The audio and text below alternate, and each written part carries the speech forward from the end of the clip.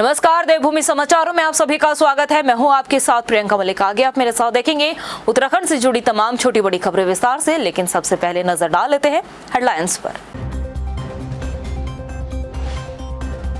ऊखीमठ से रवाना हुई बाबा केदारनाथ की डोली। 3 मई से शुरू होगी चारधाम यात्रा। पर्यटकों में दिख रहा खासा उत्साह।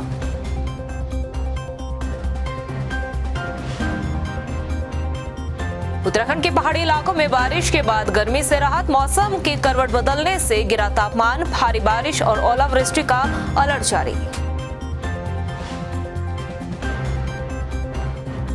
उत्तराखंड के स्कूलों में पढ़ाया जाएगा वेद, रामायण और गीता का पाठ। शिक्षा मंत्री धन सिंह रावत का बयान। नई शिक्षा नीति के तहत तैयार होगा बच्चों का नया सिलेबस।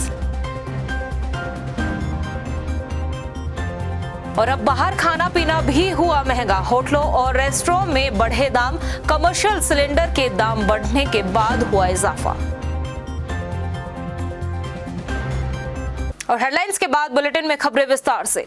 उत्तराखंड में 3 मई यानी कि कल से चारधाम यात्रा की शुरुआत होने जा रही है। 3 मई को गंगोत्री और यमुनोत्री धाम के कपाट श्रद्धालुओं के लिए खोल दिए जाएंगे।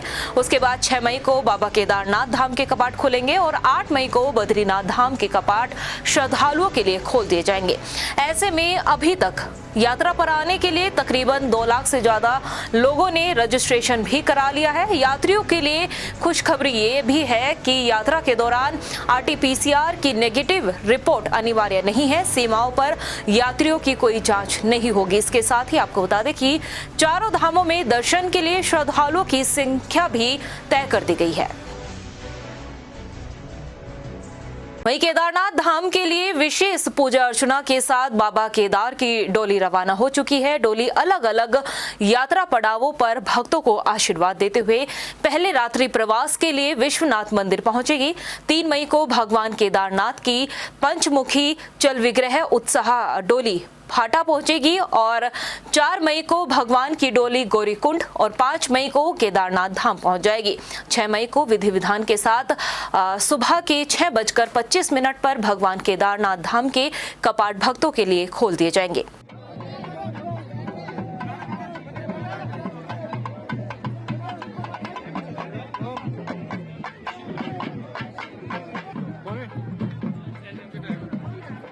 चढ़ती कला टाइम टीवी के चेयरमैन सरदार जगजीत सिंह दर्दी को राष्ट्रपति रामनाथ कोविंद द्वारा पद्मश्री से सम्मानित किए जाने की प्रशंसा करते हुए गृह मंत्री अमित शाह ने एक चिट्ठी लिखी है। अमित शाह ने सरदार जगजीत सिंह दर्दी को पत्र लिखकर उनके कार्यों की हौसला अफजाई की है। अमित शाह ने अपने पत्र में लिखा है कि पवित्र धर्म स्थलों गुरुद्वारों से गुरबानी का लाइव प्रसारण कर सरदार जगजीत सिंह दर्दी ने विश्व कल्याण में अपनी अहम भूमिका निभाई है। पद्मश्री अवार्ड के लिए अमित शाह ने सरदार जगजीत सिंह को बधाई और शुभकामनाएं दी है। वहीं उत्तराखंड में लोगों को गर्मी से राहत मिलती हुई नजर आ रही है। पहाड़ी इलाकों में हुई बारिश के बाद से मैदानी इलाकों में भी मौसम में बदलाव देखने को मिला है। मैदानों में बादल छाए हुए हैं, जिसके बाद तापमान में भी गिरावट देखने को मिली है। मौसम विभाग ने मंगलवार को प्रदेश के कुछ हिस्सों में भारी बारिश और ओलावृष्टि को लेकर भी ऑरेंज अलर्ट जारी कर दिया है। इस दौरान मैदानी क्षेत्रों में भी झोंकेदार हवाएं चलने की आशंका जताई गई है।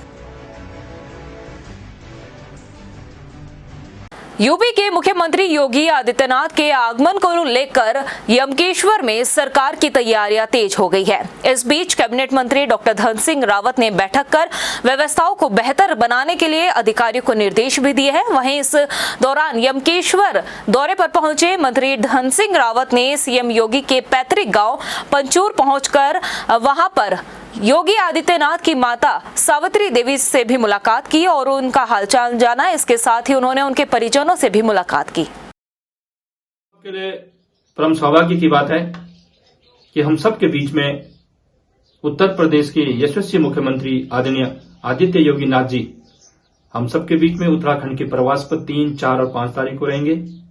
3 तारीख को वो ठीक 3 बजे भितानी इंटर कॉलेज में महान योगी गुरु गोरखनाथ जी की मूर्ति का अनावरण करेंगे और वहीं पे वो कार्यकर्ताओं और जनता को संबोधन करेगी। आगामी 3 मई से चारधाम यात्रा शुरू होने जा रही है, जिसे लेकर प्रदेश सरकार पूरी तरह से मुस्तैद है। वहीं हरिद्वार से चारधाम यात्रा के लिए गुजरात से आए 40 श्रद्धालुओं का पहला जत्था आज माया देवी के प्रांगण से रवाना हुआ है। चारधाम यात्रा को लेकर व्यापारी खासे उत्साहित नजर आ रहे हैं, तो इसके साथ ही श्रद्धालुओं में भी खासा उत्साह देखने को मिल रहा है। देखिए, पहली बात तो आज बहुत शुभ दिन है। आज हमारी चारधाम यात्रा शुरू हुई है। 2 साल के बाद विधिवत रूप से आज इसका शुभारंभ हुआ। पिछला साल थोड़ा याद करें तो सितंबर अक्टूबर में हम पहली गाड़ी भेज पाए थे, लेकिन इस साल हमने अपने अप्रैल महीने में चारधाम यात्रा शुरू कर दी है। सरकार का हम धन्यवाद देना चाहते हैं कि फ़िलहाल जो भी भ्रम की स्थिति थी, उन्होंने उस पर स्पष्टीकरण देते हुए ये बिल्कुल क्लियर कर दिया कि बिल्कुल कोई RT-PCR की ज़रूरत नहीं है, नेगेटिव रिपोर्ट्स लाने की कोई ज़रूरत नहीं है। यात्री बेफिक्र होकर चारधाम यात्रा पर जा सकते हैं। उसके लिए हम सरकार का माननीय मुख्यमंत्री जी का बहुत बहुत धन्यवाद करते हैं। आज का दिन एक बहुत ऐतिहासिक दिन है। जो हमारा माया देवी प्रांगण एक बहुत प्रसिद्ध धार्मिक स्थान है, वहाँ से चारधाम यात्रा का शुभारंभ किया गया है। और सबसे पहला दल जो हमारा चारधाम यात्रा में जा रहा है हरिद्वार से, वो गुजरात के हमारे श्रद्धालु हैं। और सरकार ने सारी व्यवस्थाएं पूरी कर ली गई हैं। माननीय मुख्यमंत्री जी और हमारे पर्यटन मंत्री जी लगातार किसी भी यात्री को किसी भी प्रकार की कोई दिक्कत ना हो, उसकी सारी व्यवस्थाएं बड़ी चकाचौंध हों, इसके लिए हर रोज़ मॉनिटरिंग करते हैं और अधिकारियों से माननीय मुख्यमंत्री जी उसके बारे में जानकारी लेते हैं। कोरोना के बढ़ते मामलों के बीच अब देहरादून जिला प्रशासन भी सख्त हो गया है। बिना मास्क के 500 रुपए से 1000 तक चालान काटने के लिए गाइडलाइन जारी कर दी गई है, लेकिन बाजारों में अभी भी चेकिंग नहीं की जा रही है। लोग बिना मास्क के घूम रहे हैं। हालांकि SSP का कहना है कि सभी लोगों से उन्होंने अपील की है कि बाजार जाने से पहले मास्क का इस्तेमाल करें, साथ ही सोशल डिस्टेंसिंग का भी पालन करें।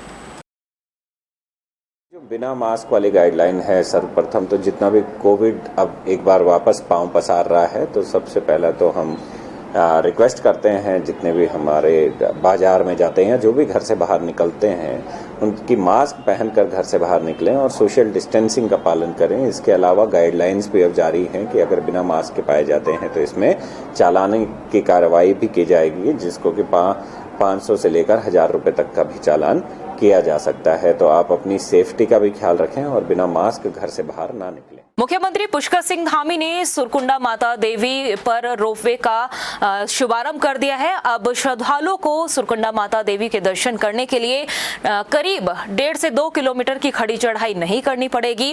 रोपवे के जरिए आसानी से श्रद्धालु मंदिर में पहुंच सकते हैं और माता के दर्शन कर सकते हैं। रोपवे निर्माण काफी दिनों से चल रहा था, जिसके बाद इसकी शुरुआत हो चुकी थी, लेकिन आज मुख्यमंत्री पुष्कर सिंह धामी वहां पर पहुंचे हैं और इस रोपवे का शुभारंभ किया है। स्कूल वैन संचालकों पर अब बाल संरक्षण आयोग का शिकंजा कसता हुआ नजर आ रहा है। अक्सर देखने में आता है कि स्कूल बस संचालक अपनी मनमर्जी के चलते नियमों को धज्जियां उड़ाते हुए अपने वाहनों में क्षमता से ज्यादा बच्चे बैठा लेते हैं, जिस पर बाल संरक्षण आयोग गीता खन्ना ने बताया कि ऐसे स्कूल वैन संचालकों पर अब कार्यवाही की जाएगी। अगर प्राइवेट स्कूल हो तो उसकी बस होनी चाहिए और उस बस के ड्राइवर के और उसके ऊपर हमने बहुत सारे उसके तो नियम बने हुए हैं, लेकिन प्रॉब्लम क्या है कि कई बार मुझे याद है पहले भी ट्रैफिक पुलिस ने और शिक्षा विभाग ने नियम बनाए और ये जो वैन संचालक वगैरह हैं इनकी हड़ताल वड़ताल के आगे झुक गए डिपार्टमेंट्स। लेकिन अगर हम स्कूलों के लिए वैन कंपल्सरी कर दें तो 2-3 बहुत इंपॉर्टेंट बातें खुद से पूरी हो जाएंगी। One is the traffic congestion, जो शहर का हाल होता है हमारा 1:15 बजे से 3 बजे तक जो देहरादून चौको जाम होता है, या और भी शहर होते होंगे, वो प्रॉब्लम सॉल्व होगी। बच्चों की सिक्योरिटी को लेके प्रॉब्लम सॉल्व होगी। देहरादून के हरावाला से सेलाकुई तक चेन लूट की 6 वारदातों को अंजाम देने वाले आरोपी अभी भी पुलिस की गिरफ्त से फरार है। जिन थाना क्षेत्रों में ये वारदात हुई है, उनके थाना अध्यक्षों को SSP ने बदमाशों की गिरफ्तारी के लिए 2 दिन का समय दिया है। अभी विगत में 2 दिन पहले जो 4-5 चेन लूट की जो घटनाएं हुई थी, उसमें भी हमारे पास काफ़ी इनपुट्स अभी आ गए हैं और इस बाबत भी मेरे द्वारा जो 5 थानाध्यक्ष हैं जिनके यहाँ पर ये घटनाएं कारित हुई हैं, उनको अल्टीमेटम दिया गया है कि 2 दिन में अगर उनके द्वारा कोई भी फ्रूटफुल कार्रवाई नहीं की जाती है, क्योंकि इनपुट्स उनको दे दिए गए हैं और इनपुट्स देने के बाद अगर उनके द्वारा गिरफ्तारी नहीं की जाती है तो उनको थानों से हटा दिया जाएगा और अगर उनका वर्क नहीं दिखता है तो उनकी सस्पेंशन की कार्रवाई भी की जाएगी। वहीं देहरादून आईएसबीटी चौकी इंचार्ज विवेक राठी को डीआईजी जन्मेजय खंडूरी ने निलंबित कर दिया है। आपको बता दें कि 3 दिन पहले आईएसबीटी चौकी क्षेत्र में एक पिस्टल चोरी होने की एफआईआर दर्ज कराई गई थी, लेकिन पुलिस की ओर से उस पर कोई भी कार्रवाई नहीं की गई और शनिवार को आईएसबीटी थाना क्षेत्र में चोरी की पिस्टल से ही चोरों ने लूट की वारदात को अंजाम दिया है। वहीं इस लापरवाही के चलते चौकी इंचार्ज को निलंबित कर दिया गया है। देखिए, जो पिस्टल चोरी हुई थी उसके बावजूद भी, पिस्टल चोरी के बावजूद भी पिस्टल को रिकवर करने के जो प्रयास हैं वो इतने नहीं किए गए, जबकि पूर्व में भी एक घटना आईएसबीटी क्षेत्र में चेन स्नैचिंग की हो चुकी थी। तो उसके बाद उसी पिस्टल का सहारा लेकर अभियुक्त द्वारा जो आज की घटना है उसको पारित किया गया है। तो इसमें लापरवाही का सबब बनता है, इसलिए मेरे द्वारा चौकी इंचार्ज को सस्पेंड किया गया। हल्द्वानी में बीती रात हनुमान चालीसा का पाठ कर वापस लौट रहे बजरंग दल कार्यकर्ताओं पर विशेष समुदाय के लोगों द्वारा मारपीट और पथराव के मामले पर अब महापंचायत हुई है, जिसमें हल्द्वानी के मेयर बजरंग दल के कार्यकर्ता शामिल हुए। इस मामले में अब तक 10 लोगों को गिरफ्तार कर लिया गया है, जबकि कई अन्य लोगों की भी तलाश जारी है। लोगों ने पथराव किया है। हनुमान चालीसा पाठ करने के बाद कुछ लोग बाहर निकल रहे थे तो आपस में कुछ तकरार हुई है। इनमें पथराव की बात जब सामने आई तो पुलिस मौके पे पहुंची है और उसके बाद तमाम सारे लोग जो हिंदू संगठनों के थे वो थाने पे आए, उनके द्वारा तहरीर दी गई है। उस तहरीर पे एफआईआर कायम की गई है और इस प्रकरण की जांच शुरू कर दी गई है। कुछ हनुमान भक्तों को और जिन्होंने भगवा धारण किया था उनके ऊपर उन्होंने हमला किया। धारदार हथियार से लेकर पत्थर इत्यादि सभी से उनके द्वारा हमला किया गया और स्थानीय निवासियों का ये कहना है कि इतनी पत्थर की बरसात हमने कभी देखी भी नहीं। तो शीशमल के क्षेत्र के लोगों को बड़ी पीड़ा है कि इस तरह का अराजक तत्व और एक समुदाय विशेष के कुछ लोगों के द्वारा ये काम किया गया। वहीं बाराकोट रामेश्वर मोटर मार्ग में डामरीकरण की मांग को लेकर ग्रामीणों ने लोक निर्माण विभाग के खिलाफ प्रदर्शन किया है। ग्रामीणों का कहना है कि पिछले 25 सालों से इस सड़क का डामरीकरण नहीं हुआ है। सड़क में जगह जगह गड्ढे पड़े हुए हैं, जिसकी वजह से आए दिन दुर्घटनाएं भी होती है, लेकिन ना तो लोक निर्माण विभाग के अधिकारी संज्ञान लेते हैं और न ही जनप्रतिनिधि। मोटर मार्ग में डामरीकरण की मांग पूरी न होने पर आंदोलन की चेतावनी दी गई है। बाधित है, लगभग 2 से 2.5 दशक का लगभग समय हो चुका है। ये तो ऐसा हो रखा है कि जैसे हमारा स्टार्टिंग पॉइंट में रोड का डामरीकरण नहीं हो रखा है, जबकि एंडिंग पॉइंट में हम लोगों का रोड का डामरीकरण है। ये रोड एक मिर्तोली वाला भी बाराकोट से ओखलंज टू मिर्तोली, जबकि मिर्तोली में डामरीकरण है और इसी तरह से कोठरा वाला भी। मैं वहाँ का क्षेत्र पंचायत सदस्य हूँ। कोठरा में भी यही कंडीशन है। उत्तराखंड के राष्ट्रीय खेलों के आयोजन को लेकर तैयारी अभी से शुरू कर दी गई है। खेल मंत्री रेखा आर्य ने भी खेल विभाग के अधिकारियों को 2024 में राष्ट्रीय खेलों की मेजबानी को लेकर तैयारी करने के निर्देश दिए हैं, लेकिन क्या 2024 में राष्ट्रीय खेलों का आयोजन होगा, इसको लेकर सवाल उठ रहे हैं। और सवाल क्यों उठ रहे हैं, उसके लिए देखिए रिपोर्ट। उत्तराखंड में पिछले 8 सालों से राष्ट्रीय खेलों की मेजबानी को लेकर तैयारियां चल रही है। हालांकि उत्तराखंड में राष्ट्रीय खेलों का आयोजन कब होगा, इसको लेकर स्थिति अब साफ नहीं हो पाई। लेकिन एक बार फिर से धामी सरकार में खेल मंत्री की जिम्मेदारी निभा रही रेखा आर्य ने 2024 में राष्ट्रीय खेलों के आयोजन को लेकर तैयारी करने के लिए अधिकारियों को निर्देश दे दिए हैं। उत्तराखंड में राष्ट्रीय खेलों की मेजबानी के लिए इसलिए भी समय लग रहा है क्योंकि अभी 36वें राष्ट्रीय खेल गोवा और उसके बाद 27वें राष्ट्रीय खेल की मेजबानी छत्तीसगढ़ को करनी है। लेकिन दोनों राज्यों में अभी तक राष्ट्रीय खेल नहीं हो पाए, जिसकी वजह से उत्तराखंड में राष्ट्रीय खेलों के आयोजन को लेकर देरी हो रही है।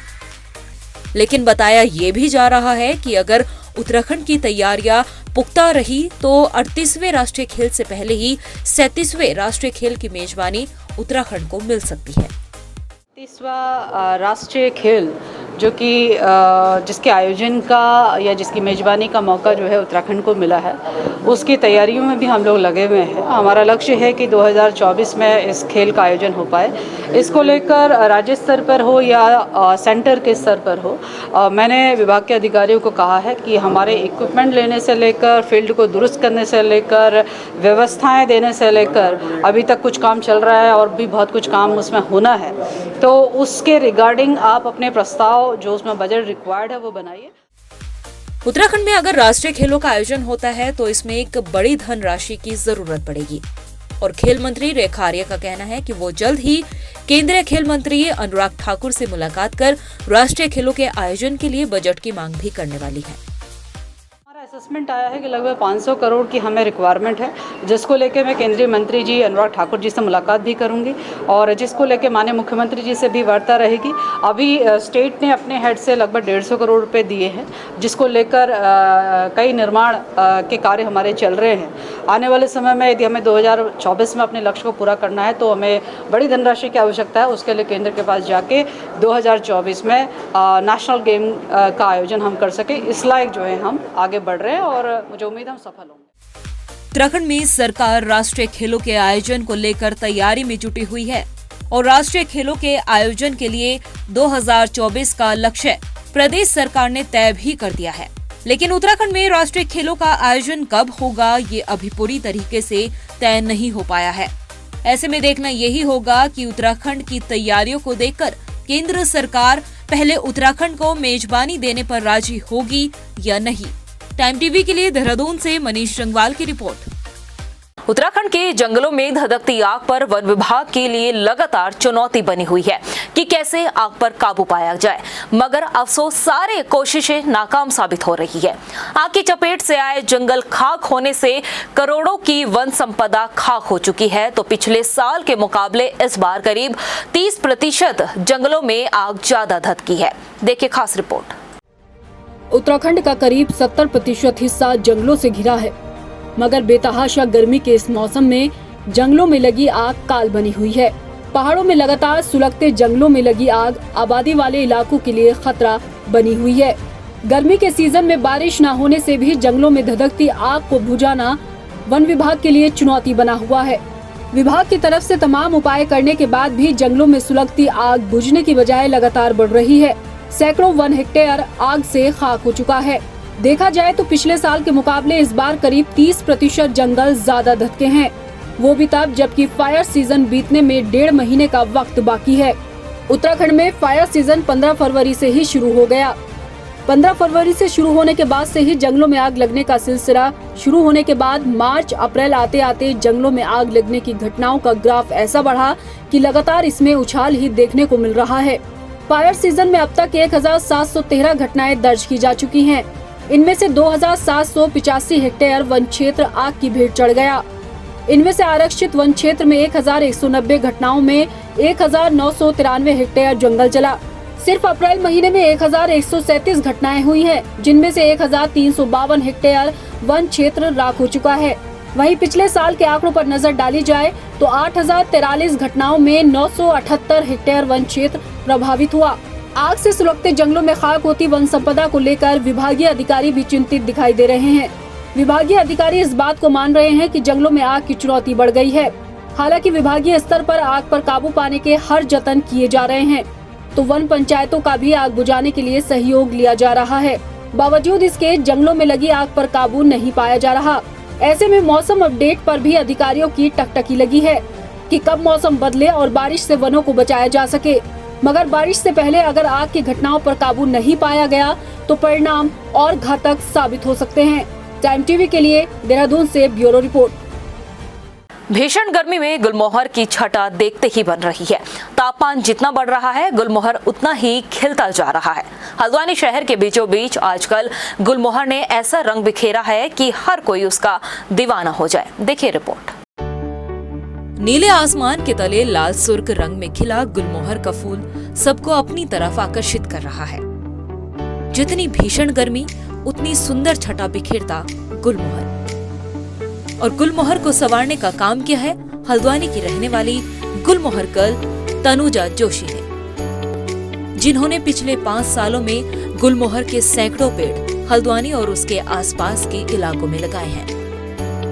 जो हल्द्वानी नैनीताल रोड पर लगे गुलमोहर के पेड़ राहगीरों को घनी छाया तो देते ही है, साथ ही इसके केसरिया फूल सड़कों के साथ शहर की सुंदरता में चार चांद लगा रहे हैं।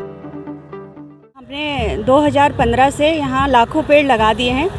पिछले 2 वर्षों में लगातार बारिश होने की वजह से गुलमोहर का ये सुंदर रूप देखने को हमें नहीं मिला था। गुलमोहर एक ऐसा पौधा है, जितना ज़्यादा धूप होगी, जितनी ज़्यादा गर्मी होगी, ये उतना अंगार की तरह एकदम से खिलते रहेगा। और अगर हम गुलमोहर के पेड़ लगातार लगाते हैं तो इसका मेडिसिनल वैल्यू भी बहुत ज़्यादा है। इसके छाल से दवाइयाँ बनती हैं और खूबसूरती तो आप देख ही रहे हैं। इस समय जहाँ चारों तरफ भीषण सूखा पड़ा हुआ है, पत्ते बिल्कुल नहीं हैं, लेकिन गुलमोहर अपने पूरे सुर्ख रंग में खिला हुआ है। विशेषज्ञों के मुताबिक आज पर्यावरण जिस तरह से बदल रहा है, उस परिप्रेक्ष्य में जरूरी होगी कि पेड़ लगाए जाएं। लिहाजा गुलमोहर से अच्छा विकल्प और क्या हो सकता है। इतना ही नहीं, गुलमोहर आयुर्वेद में भी कई औषधियों में काम आता है। फ्लावरिंग प्लांट है जो सुंदरता के लिए जिसको लोग लगाते हैं। कोई इसके जंगल नहीं है, लेकिन ये बाहर से आया हुआ पौधा है, मेडागास्कर का पौधा है, और ये ब्लूम करता है तो मन मोह लेता है। इतनी सुंदर इसमें ब्यूटी है। मेडिसिनल आयुर्वेद में इसका बहुत मेडिसिनल यूज है। इसके जो सीड्स हैं वो स्टमक पेन के लिए यूज़ किए जाते हैं, और जो अमीबोसिस हो जाती है उसमें भी इसके सीड्स यूज होते हैं। दुनिया में ऐसा कौन सा शख्स होगा जिसे फूलों से लदे पेड़ ना भाते हो, और गुलमोहर ये एक ऐसा पेड़ है, जब उस पर फूल आते हैं तो आंखें उसी पर ठहर जाती है। इतनी भीषण गर्मी में जब गुलमोहर अपनी सुंदर छटा बिखेर रहा है, तो उम्मीद की जानी चाहिए कि आने वाले दिनों में गुलमोहर से सजी हल्द्वानी एक अलग ही रंग में नजर आएगी। टाइम टीवी के लिए हल्द्वानी से योगेश शर्मा की रिपोर्ट। प्रदेश की खबरों में इतना ही, फिर हाजिर होंगे कुछ खास खबरों के साथ। तब तक के लिए मुझे दे इजाजत, नमस्कार। ऊखीमठ से रवाना हुई बाबा केदारनाथ की डोली 3 मई से शुरू होगी 4 धाम यात्रा। पर्यटकों में दिख रहा खासा उत्साह।